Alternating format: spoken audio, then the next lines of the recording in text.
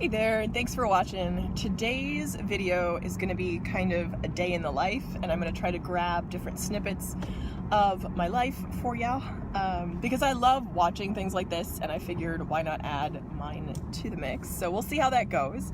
Right now it's about 7:20 and I am on my way to work. I'm going to stop and grab some gas, take out cash, and then get some gas because it's cheaper if you use cash, and it's been super cheap lately. It's been like $2.13, I think, was as low as it was, although I think it's gone up to like $2.25 recently, so I want to get some now while it's still cheap.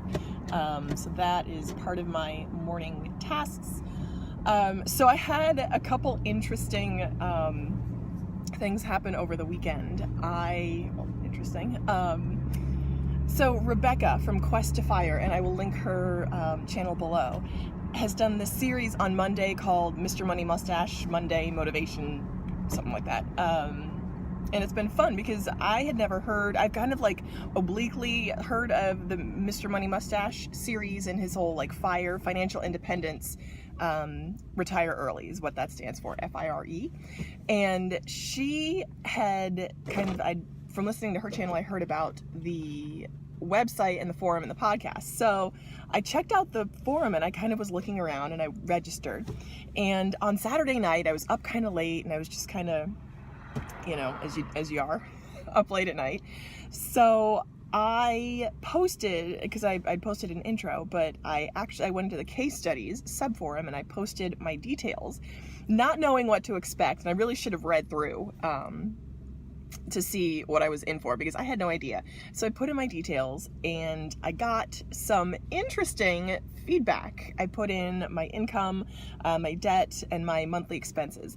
And what they do, and I guess you have to kind of like be informed of the type of advice you're going to get. So you post your info and then they like review it and they give you some suggestions on how you can improve or change your life to match the FIRE mindset, and understanding that is very, very bare bones, like your hair is on fire, this is an emergency kind of advice that they're giving. So it was some very, very interesting advice. One of the suggestions was, because my personal care budget's about $100, and I know that's a little bit high, and they were like, you are way too poor, you're not rich enough to be spending like that, which I know fully. They're like, you can't eat in a restaurant until you're debt free. Fair. But one guy said $100 to $200 is ridiculous for personal care. All you need is some 99-cent shampoo, conditioner, and soap. $3, there you go. That's your personal care budget. $3 a month. I was like, oh, that's adorable. that's really cute. Okay. And then really, I'm like, okay, like these are all really, really good suggestions. Someone else said, you're not rich enough to own a car. And I'm like, okay, this 2004 Toyota Camry that I paid cash for, that I own outright. I'm like, okay.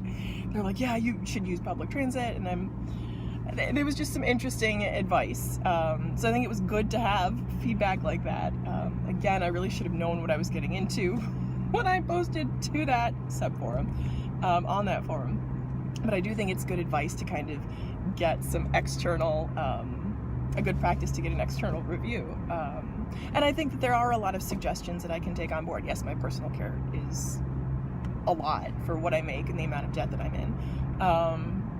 And I'm spending a little bit more. No, I'm not spending more than I make. That is one thing that I'm not doing. What I'm also not doing is cutting to the bare bones. Like, I'm not going bare bones scorched earth at this point, which I probably could. And if I want to make my goals, like realistically, I will have to go, I will probably choose to go scorched earth, but that time is not now yet. So just interesting feedback on the Money Mustache forum. So let me know if you're like registered on there or if you've ever heard of that. Yeah, I'd love to hear your feedback. So another thing that was suggested on the Money Mustache forum was that I stop tithing until I'm out of debt. And that was interesting because I see their logic, because I do tithe the full 10%, and it's a significant, it's 10% of my income, whatever. My housing is like 60% of my income, so that doesn't leave very much to live on. So I can see why they would say that, and I understand it. And someone even said, why not keep track of how much you would have tithed and then tithe that much once you're out of debt? I'm like, yeah, that's a good idea. I think for me personally, there's something really powerful about tithing in the midst of your journey. And I am saying this now, it's February 4th. It's Monday, February 4th.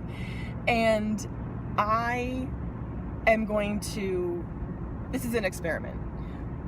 I'm going to tithe the full amount as I'm getting out of debt, and I'm going to see what happens. My goal is to be out by this year, 2019, that's it, draw the line in the sand.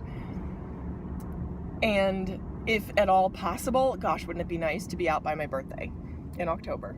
So it's just an experiment, see what happens. Keep tithing and see what happens. Because my theory is none of this, nothing that I have is mine. Nothing belongs to me. I am only taking care of it while I'm on this earth, while I am sucking wind. That is my job, is to take care of the things I've been given. And the best way to do that, to start, is to give 10% back to where it came from. So we're gonna see. That's my experiment. So stay tuned. Can you see that? $2.15. Gas is $2.15 a gallon. Mark my words. I'm just gonna love it while it's here.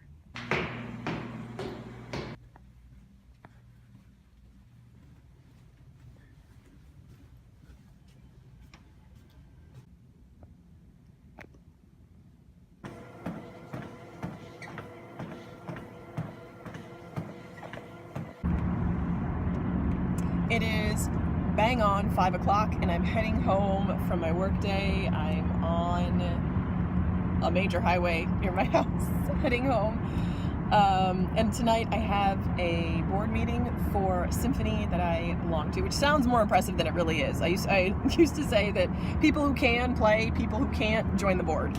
So that's what I'm doing tonight. I feel like the day went really fast because I had some meetings and then a lot of requests came in, which was good because I knew what to do with them and how to do what people needed done, which is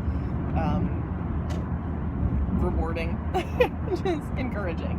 Anyway, I wanted to share really quickly that I have lately been saying affirmations before I go to bed. I normally, when I wake up, I have my 3 affirmations, and then when I go to bed, I have my 3 affirmations. And I just started doing this recently, and that is to readjust my internal set point, because I feel like I have levels when it comes to receiving and welcoming and holding on to things like love, money, and success. So I am saying these affirmations at night with the idea that as I sleep, my subconscious adjusts to recalibrates. That's the idea. So my subconscious recalibrates as I sleep. So I know it sounds kind of like hippie, new agey, but I fully believe that you speak your life into existence, and all creation begins with the spoken word. So that's just kind of an update on what I've been doing. When did you do that? That was a while ago. Oh, this was a while. So with the sound of when it was. Yeah, I can't even remember the date, but it was at least three. It was 3.